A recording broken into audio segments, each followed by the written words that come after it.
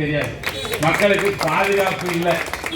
எனவே அந்த ஆட்சியில பொதுமக்களுக்கு பாதுகாப்பு கிடைக்க வேண்டும் என்ற வகையில தான் இந்த கண்காணிப்பு கேமராக்களை அவர் நிறுவியிருக்கிறார். உண்மையிலே அதற்காக நாம் நம்முடைய திராவிட முன்னேற்ற கழகத்தில் மாவட்ட கழகத்தின் சார்பில் அவரை பாராட்டு.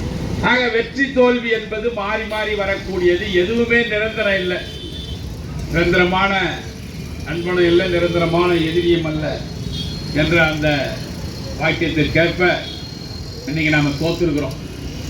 இப்ப நம்ம தோல்வி 4ஆம் தேதி நம்முடைய ஒப்பற்ற தலைவர் தோல்வி அடைகிறார். பெரிய ஒரு இடி திராவிட முன்னேற்ற கழக.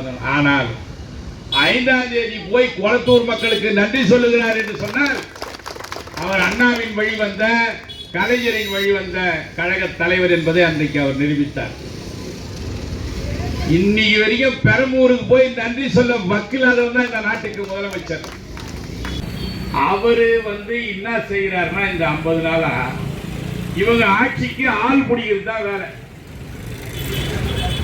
அதாவது திமுகவை தனிமைப்படுத்த வேண்டும், அதிமுகவை அழிக்க வேண்டும். இதுதான் விஜயனுடைய லட்சியமா இப்ப செயல்படுறார். இது மாதிரி எத்தனையோ பேர் வந்தாங்க. ஒரு கட்சியை அழிக்கிறதுனா சாதாரண விஷயம் இல்லை. அதுலேயே திராவிட முன்னேற்ற கழகம் நம்ம நாட்டை என்ன சொல்றார், பாசாளத்தில் புழுத்த புழுன்னு. அதெல்லாம் அழிக்க முடியாது. இல்லை என்ன சின்ன பையன் இப்பதான் வந்துக்கிறீங்க, அதுவும் ஏதோ என்ன நடந்ததுன்னு தெரியல, மக்களுக்கும் தெரியல.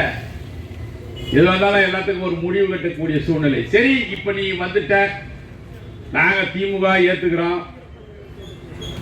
நீ சொன்ன வாக்குறுதியை நிறைவேற்று. 2500 ரூபாய் கொடுப்பேன்னு சொன்னல, அதை கொடு. முதல்ல எப்ப கொடுக்க போற? திமுக 2 வருஷம் எடுத்துக்கிச்சு, உண்மைதான். கேட்பாங்க சகோதரிகள் கூட, ஏன்பா நீங்க வந்த உடனே கொடுக்கல, 2 வருஷம் கொடுத்தானே கொடுத்தீங்க. உண்மைதான். நாங்க கணக்கு எடுக்கிறதுக்காக தகுதி வாய்ந்த மகளிர்னு கணக்கு எடுத்து 2 வருஷம் போச்சு. இப்ப எல்லாம் கணக்கு ரெடியா இருக்குது. இவங்களுக்கு 2500 ரூபாய் கொடுக்குறியா, மொத்த பேருக்கு 2500 ரூபாய் கொடுக்க போறியா? அதை முதல்ல வாயை திறந்து பட்ஜெட்ல சொல்லுங்க. மக்கள் இப்ப கொஞ்சம் கொஞ்சமா தெரிஞ்சுக்கிட்டு வராங்க. ஆக விஜயனுடைய சாயம் வெளுக்கும், அவருடைய முகமூடி அகற்றப்படும் என்பதை இந்த நேரத்தில் தெரிவித்து, இந்த ஆட்சியாளர்கள் நிச்சயமாக பொதுமக்கள் மாட்டி முழிக்க தான் போறாங்க. ஆக அப்படிப்பட்ட ஒரு ஆட்சிக்கு இடைத்தேர்தல் தான். நம்ம கிட்ட மதுராந்தகம் தான் இருக்குது.